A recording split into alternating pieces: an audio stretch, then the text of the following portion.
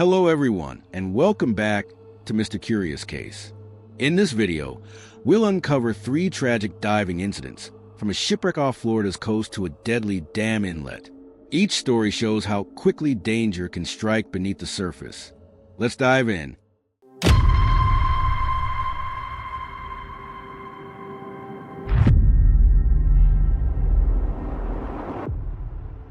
The sun had barely dipped below the treetops when 2 divers stood at the edge of Belgium's largest lake. It was January 4th, 2024, an ordinary winter evening in Wallonia.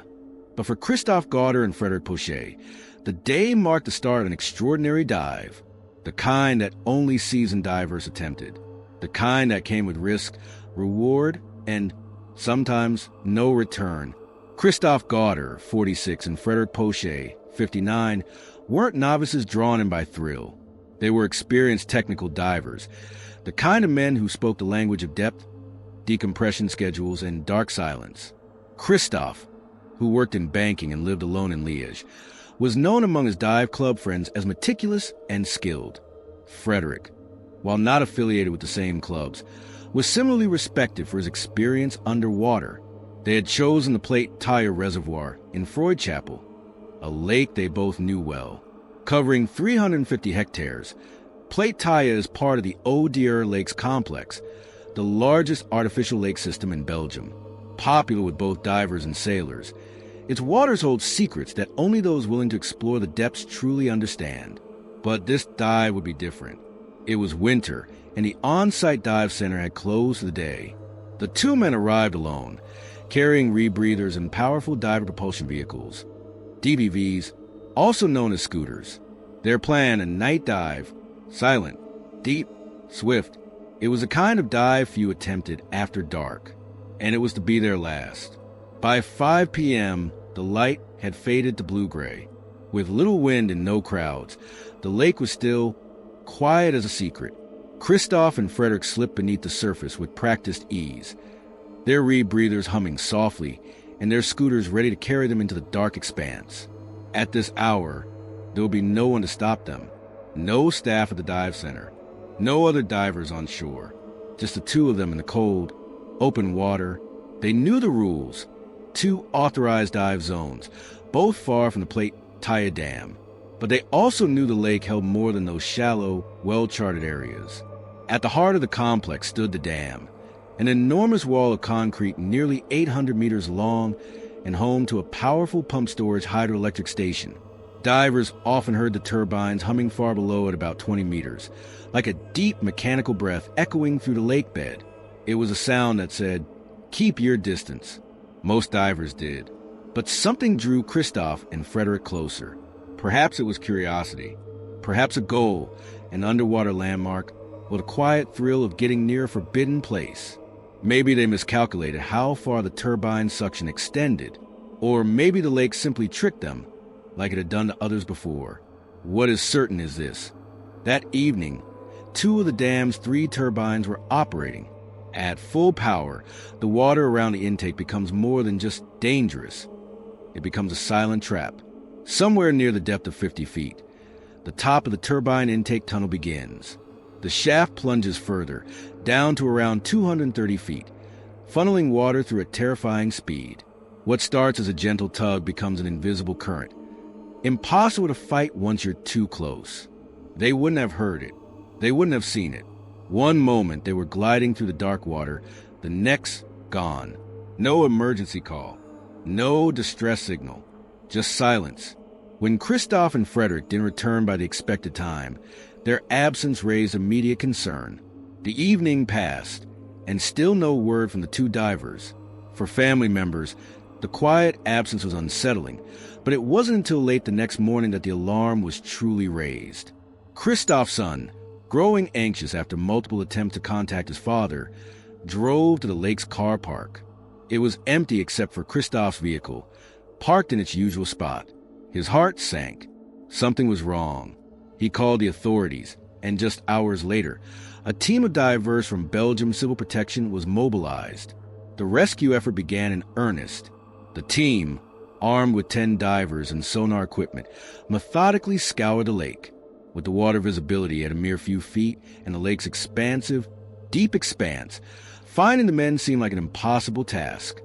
As hours turned into a full day, hope dwindled. Still, no trace of the divers, not even a bubble of air to mark their passing. On the second day of the search, the team's sonar picked up something. It was faint, but it was enough to pull them deeper into the lake.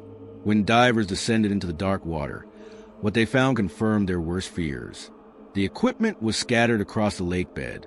The rebreathers and DPVs, dive scooters, were damaged and broken, pieces of them lying around as if tossed carelessly in the dark.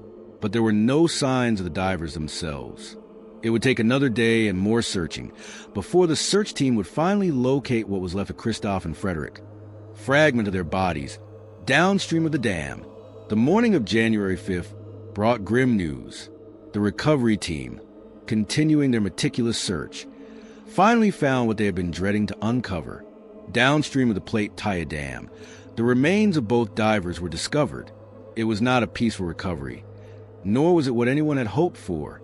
The bodies were far from whole, fragments scattered, broken by the force of the water and the unseen danger below. An autopsy confirmed the devastating conclusion. Christoph Gauder and Frederick Pochet had been victims of the immense power of the dam's turbines.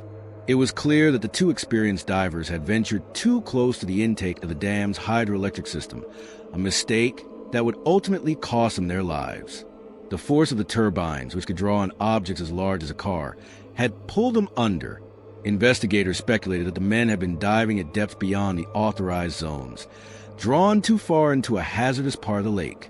As the turbines churned below, creating strong currents, it was inevitable that anyone too close would be sucked in by the flow. Unfortunately, Christoph and Frederick were the ones to meet that fate. The Belgian public prosecutor's office declared that the men's bodies showed signs of having been caught by the dam's turbines. It was a cruel and tragic end for two divers who had simply ventured into what should have been a safe place, only to find themselves in the grip of a powerful, hidden danger. The tragic deaths of Christoph Gauder and Frederick Pochet sent shockwaves through the diving community. For those who knew them, it was a harsh reminder of the unpredictable dangers that lurk beneath the surface, even in places that are thought to be safe. Gauder, with his extensive diving experience, and Pochet, despite not being affiliated with the same diving clubs, both had an understanding of the risks inherent in their sport. However, no amount of experience could protect them from the unforeseen hazards of venturing too close to a powerful hydroelectric dam. The incident at Plate Taya Reservoir raised critical questions about diving safety in areas with dams, particularly those equipped with turbines that create strong underwater currents. The lake, a popular spot for both diving and sailing, was no stranger to divers, but the proximity to the turbines was often overlooked. Benoit Michel, the dive center operator, later explained that the men had been well beyond the authorized diving areas, which were located in safer regions of the lake. The entrance to the turbines lay deep below, but the water flow could still pull divers in from a significant distance, and it was clear that Gauder and Pochet had not fully anticipated the danger. For the families of the two men, the loss was devastating. Gauder, who was single, had been an active member of his local dive clubs and was known for his skill and commitment to the sport. Pochet, though less involved in the club scene, was equally experienced and passionate about diving. Both men left behind grieving families and friends, who were left to reconcile with the tragic events that led to their deaths.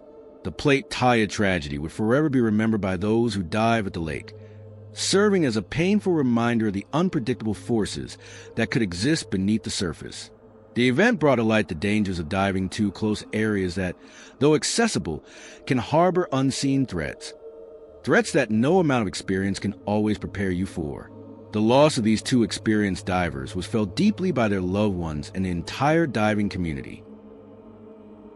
In the Florida Keys, a region known for its breathtaking underwater landscapes and vibrant dive culture, the summer of 2023 would be remembered for its tragedy. Over the span of just 8 days, the area was struck by a shocking series of fatal diving accidents. The third and final tragedy came on August 9th when a man lost his life while diving the Spiegel Grove wreck off Key Largo, a sunken Navy vessel that had become one of the region's most popular dive sites. The man, whose identity was not immediately released by the Monroe County Sheriff's Office, MCSO, was part of a group of divers exploring the wreck at a depth of 130 feet. The wreck, a 510-foot-long former U.S. Navy landing ship, had been intentionally sunk in 2002 to create an artificial reef, offering divers a glimpse into history and a chance to explore marine life that had made the shipwreck its home. Around 1 p.m., Horizon Divers, a local dive operation, recovered the man's body and brought it back to the commercial boat. Law enforcement quickly started investigating the circumstances surrounding the incident, working diligently to notify the diver's next of kin. This loss was deeply felt, not just by the man's loved ones, but by the entire dive community, as it marked yet another death in a week already shadowed by tragedy. Just over a week earlier, the Florida Keys had already been struck by two tragic diving incidents, setting a somber tone for the region. On August 2nd, a diver named Tommy Falconberry from Key West went missing while diving the USS Vandenberg wreck, located about 7 miles off Key West. The Vandenberg, a massive 522-foot ship that was intentionally sunk in 2009 to create another artificial reef, had become a popular site for divers looking to explore its depth and history.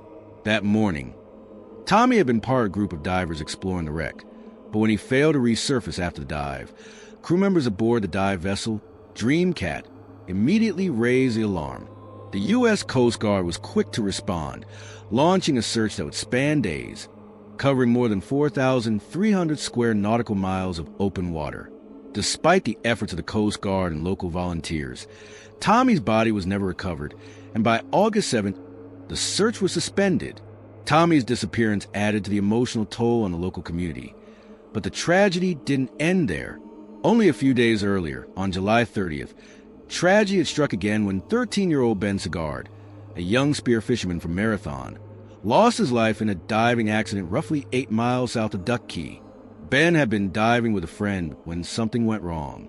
A nearby Good Samaritan had rushed to his aid, transporting him to shore, but despite all efforts, Ben was pronounced dead at a local hospital.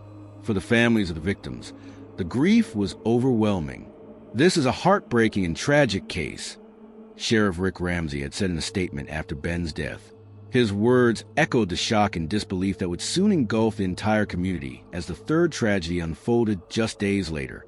August 9th would mark the third fatal incident in just over a week, and this time it took place at one of the most iconic dive sites in the Florida Keys, the Spiegel Grove wreck. Located off Key Largo, the Spiegel Grove had been sunk in 2002 to create an artificial reef and became a popular destination for divers from around the world.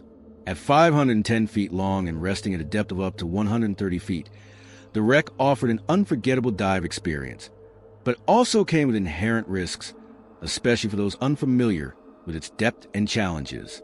On that fateful day, a diver, whose identity was not immediately released by authorities, was found unresponsive during a dive at the Spiegel Grove. The Monroe County Sheriff's Office reported that divers with Horizon Divers, a local dive operation, had recovered the man and brought him back to the boat around 1 p.m.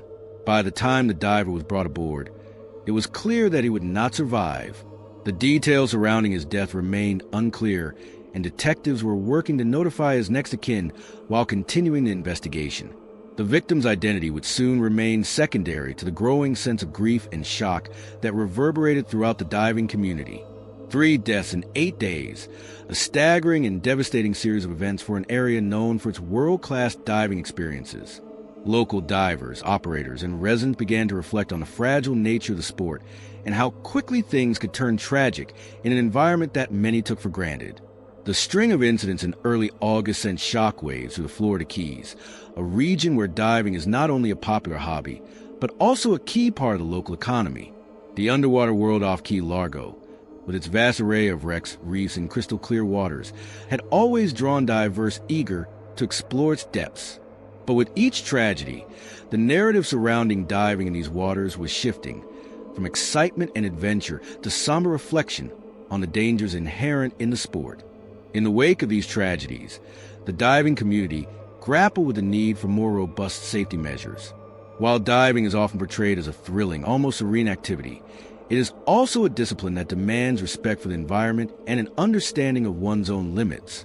The risks are always present, whether from sudden health issues, miscalculations, or unforeseen complications like currents or equipment failure. With the recent fatalities fresh in everyone's mind, many began asking whether divers were properly prepared, both mentally and physically, for the demands of deep water exploration.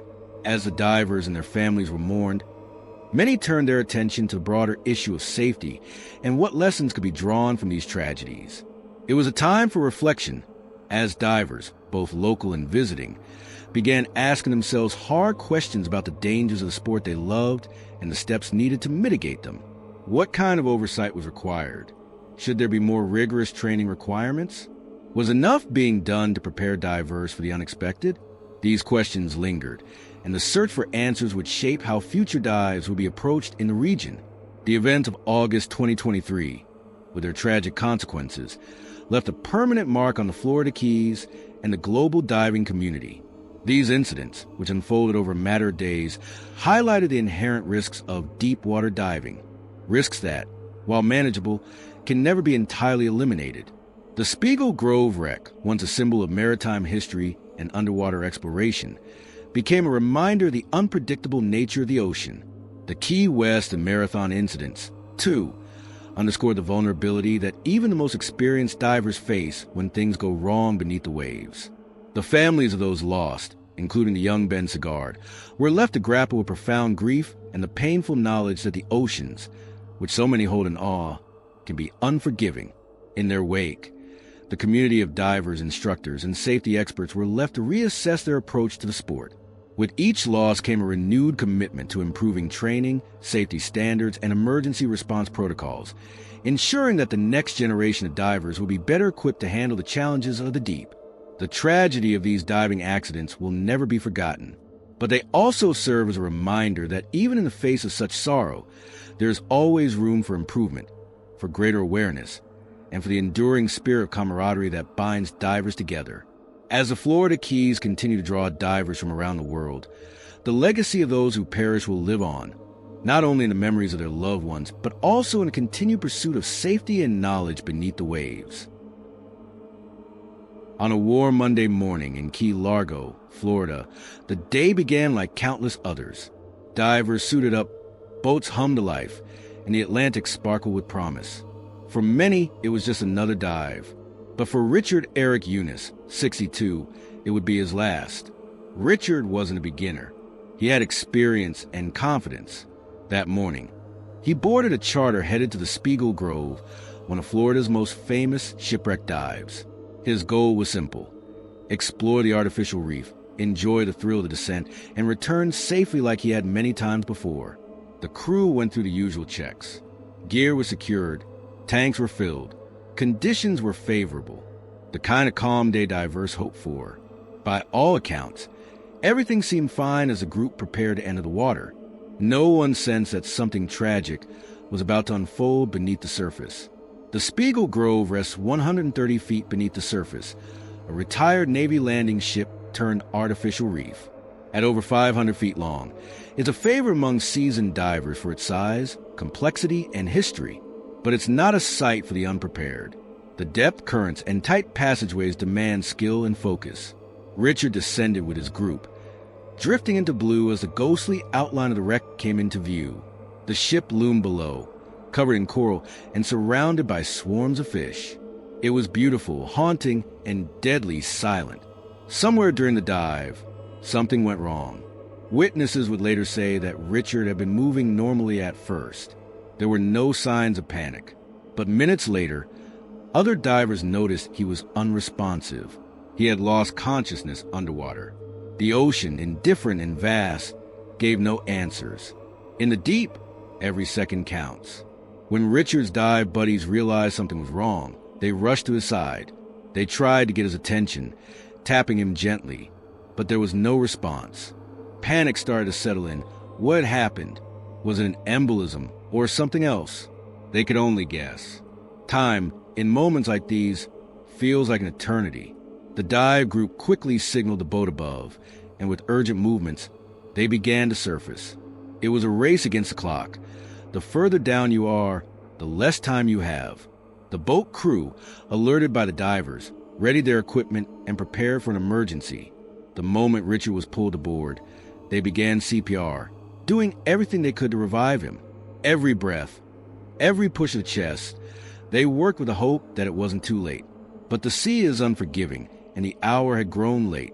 As Richard was rushed to Mariner's Hospital in Tavernier, hopes remained thin. The frantic efforts to revive him continued during the ride, but the chances were dwindling with each passing minute. Time was always against them. When they arrived, emergency staff took over immediately, but despite their efforts, the damage had already been done. Richard was pronounced dead at 1:38 p.m. on that Monday afternoon. For his friends and family, the news was devastating. In those final moments, Richard had been surrounded by his dive partners, and in some way, they had all done everything they could. Yet the sea had claimed one more life, leaving behind a trail of unanswered questions. What happened during that dive? Was there a medical issue that went undetected? Was it simply bad luck? The Monroe County Sheriff's Office quickly confirmed that next of kin had been notified, and the investigation into the circumstances of Richard's death was just beginning. The wreck site at Spiegel Grove, where Richard had last been, would soon be revisited by authorities, but for now, the tragic outcome was sealed. Richard Eric Eunice' tragic death serves as a stark reminder of the risks divers face, even in the well-known waters off Key Largo. Spiegel Grove, a popular wreck dive site, has attracted divers from around the world with its allure of exploring sunken history. But with the beauty of these underwater sites comes a constant reminder of their unpredictable nature. For those who knew Richard, the pain of loss is compounded by the suddenness of it all. A man who loved the ocean and had spent much of his life exploring it, Richard's death was a harsh paradox. He had done what he loved, and yet, in those final moments, the sea took him away. His friends, family, and fellow divers would all remember him not just for his enthusiasm for adventure, but for the sense of purpose and joy he found beneath the surface of the water. In the aftermath, there are lessons to be learned. While diving is inherently risky, the equipment, training, and preparation can make a difference. Richard's story, though heart-wrenching, serves as a reminder to every diver out there to always dive with caution, to check equipment thoroughly, and to ensure that the body and mind are in optimal condition before embarking on any dive. For the community of divers, this tragedy serves as an unfortunate reminder of how vital safety is, no matter how experienced one may be.